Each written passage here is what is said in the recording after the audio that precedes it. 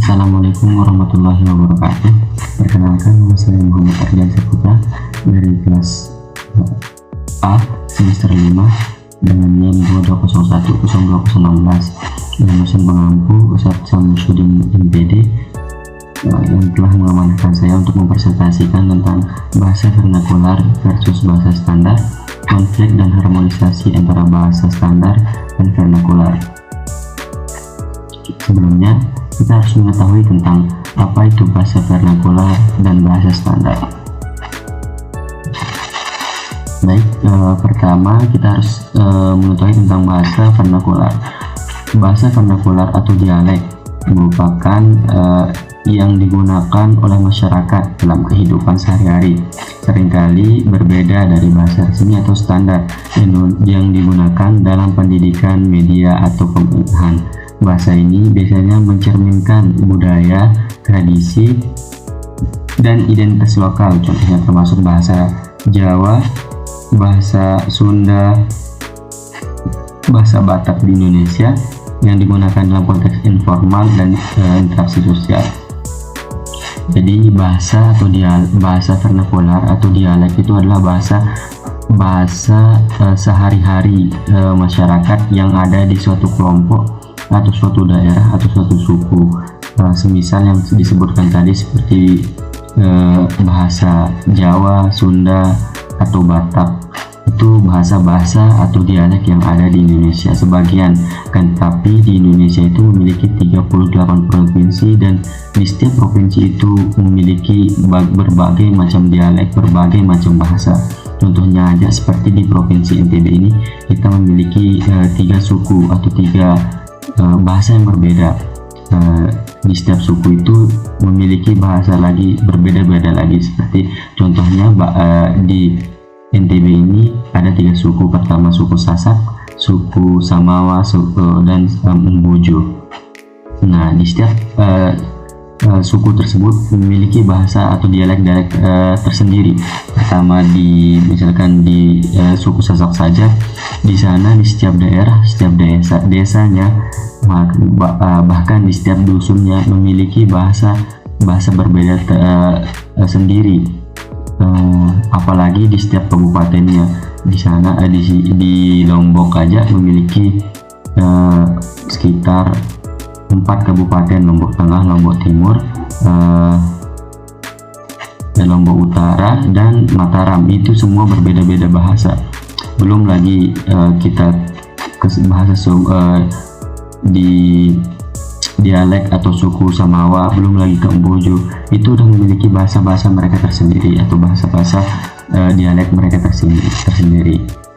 Dan ada para ahli yang memiliki pendapat terkait dengan bahasa vernakular ini. Pertama ada namanya William Labov, kedua ada nama Bastian Stein, ketiga ada namanya Edward Sapir, keempat ada namanya Mikhail Bakhtin. Nah, ini pendapat mereka. Pertama, pendapat William Labov, ia menganggap dialek sebagai variasi bahasa yang mencerminkan perbedaan sosial, geografis, dan etnis.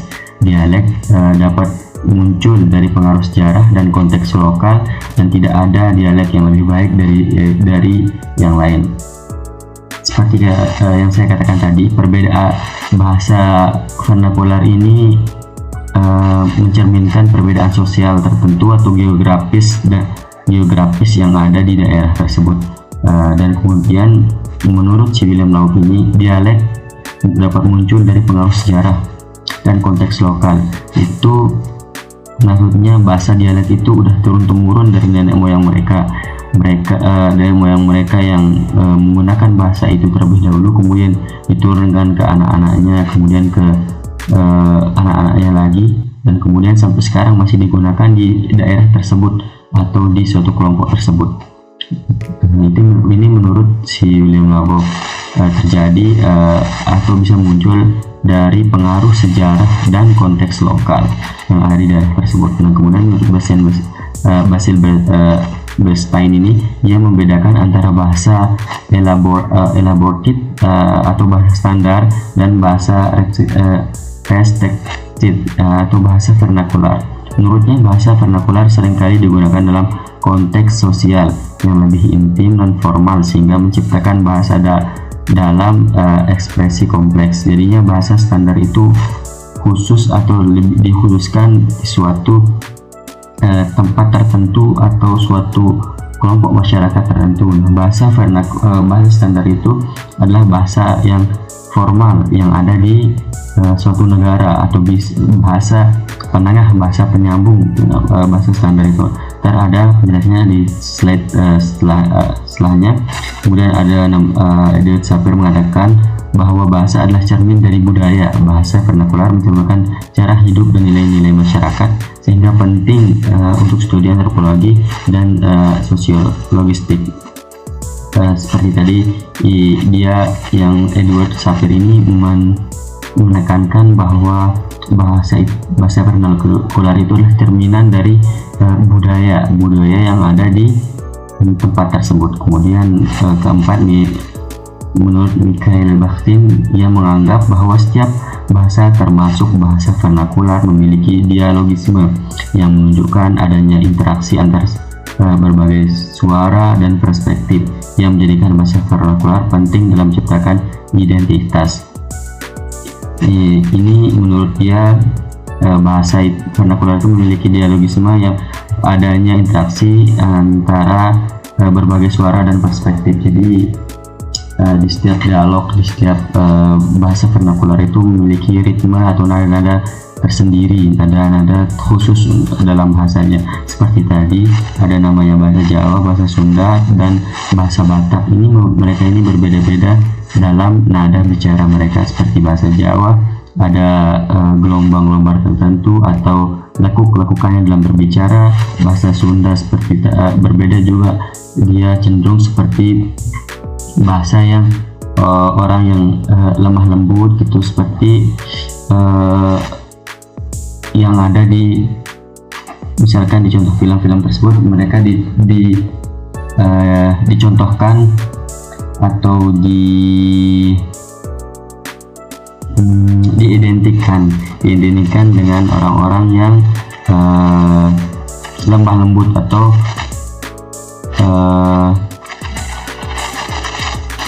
lemah lembut atau orangnya itu kalem. Nah, kemudian ada namanya orang Batak. Orang Batak ini identik dengan orang-orangnya yang keras-keras. Nah, kemudian inti dari bahasa vernakularnya, bahasa vernakular sangat penting dalam mempertahankan warisan budaya dan menguatkan komunitas lokal. Nah, kemudian pendapat secara keseluruhan para ahli itu mengatakan bahwa secara keseluruhannya bahasa vernakular dan dialek memiliki peran penting dalam menggambarkan keragaman budaya dan sosial dalam masyarakat. Ya, tadi yang saya contohkan seperti yang ada di Provinsi Nusa Tenggara Barat ini memiliki 3 suku atau 3 kelompok tertentu seperti Sasak sama Wambojo. Ini adalah keragaman budaya yang ada di Indonesia contohnya.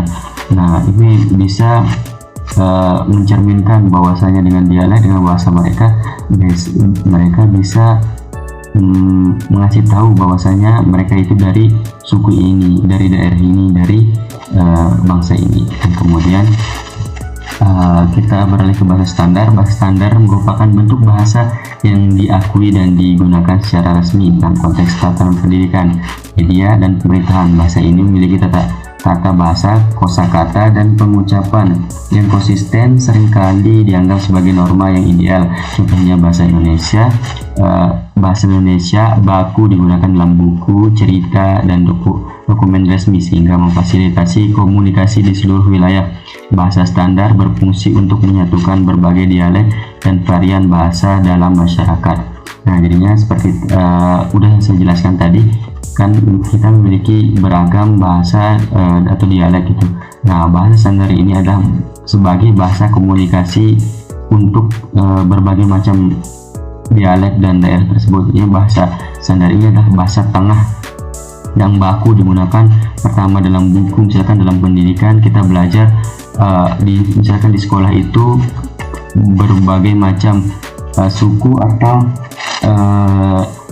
berbagai macam siswa gitu.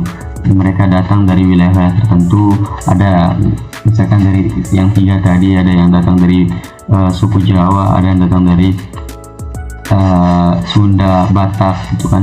Mereka berkumpul untuk bersekolah atau di tempat pendidikannya. Nah, mereka menggunakan bahasa Indonesia untuk berinteraksi atau berkomunikasi. Nah, kemudian ini pendapat para ahli terkait dengan bahasa standar. Pertama, menurut David Crystal, ia menjelaskan bahwa bahasa standar adalah bentuk bahasa yang digunakan dalam konteks formal dan resmi, termasuk dalam pendidikan dan media. Bahasa ini berfungsi sebagai alat komunikasi yang efektif antara penutur yang mungkin menggunakan dialek yang berbeda. Nah, ini seperti tadi, bahasa standar itu adalah bahasa penengah untuk kita dapat berinteraksi dengan orang yang beda daerah atau beda suku.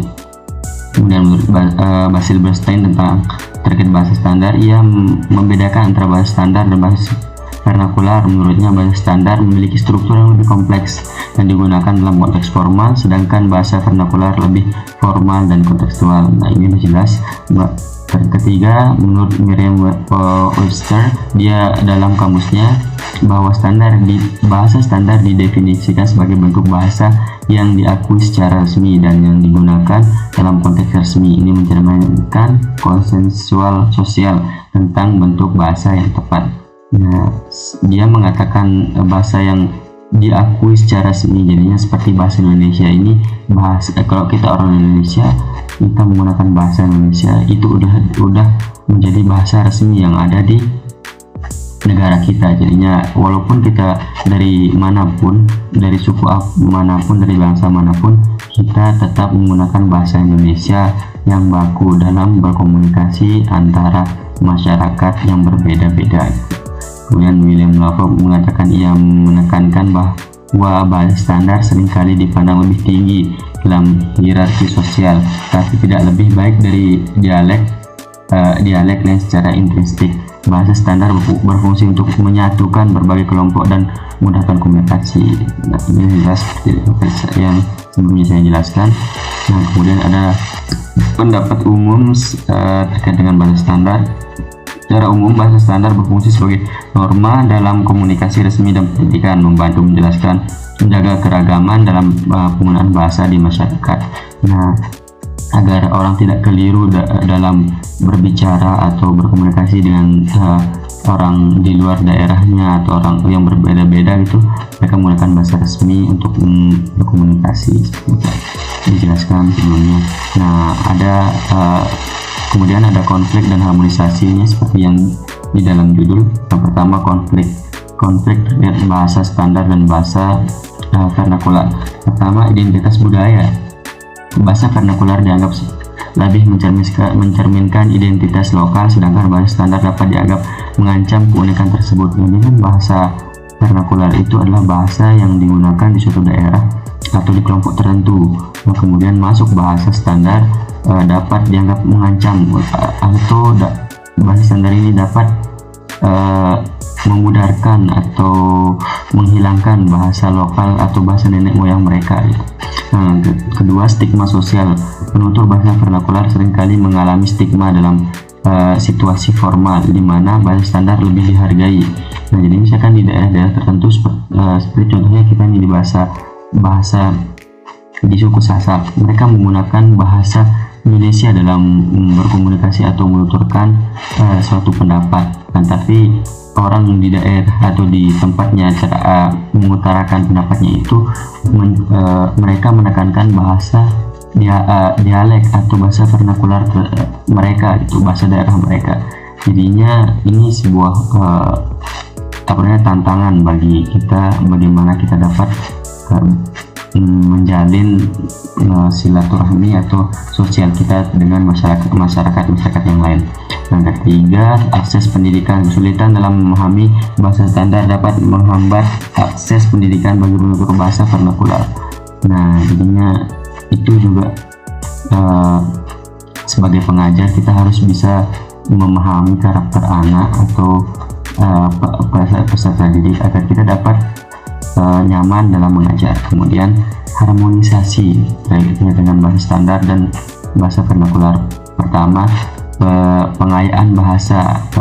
bahasa vernakular dapat memperkaya kosakata dan ungkapan dalam bahasa standar, menciptakan variasi linguistik yang lebih kaya. Sudah jelas terkait dengan bahasa vernakular dapat memperkaya dan kita dapat memperoleh kosakata yang lebih gitu, atau sering di bahasa Arab kita sering bilangnya mufradat atau kosakata atau kata-kata untuk kita bisa berbahasa gitu. Kemudian kata hubungan sosial, penggunaan bahasa vernakular dalam konteks resmi dapat mempererat hubungan antara berbagai kelompok masyarakat. Seperti tadi, kita dapat berbaur dengan masyarakat lain, kita dapat berkomunikasi gitu. Jadinya silaturahmi kita itu akan membaik dengan masyarakat yang ada di sekitaran kita gitu. Bukan hanya teman daerah atau masyarakat lokal kita, tapi kita dapat berinteraksi dengan orang yang luar dari kelompok kita atau daerah kita itu. Kemudian pendekatan multilingual, pendidikan bilingual atau multilingual yang mengintegrasikan bahasa standar dan vernakular dapat meningkatkan pemahaman dan menghargai keragaman linguistik.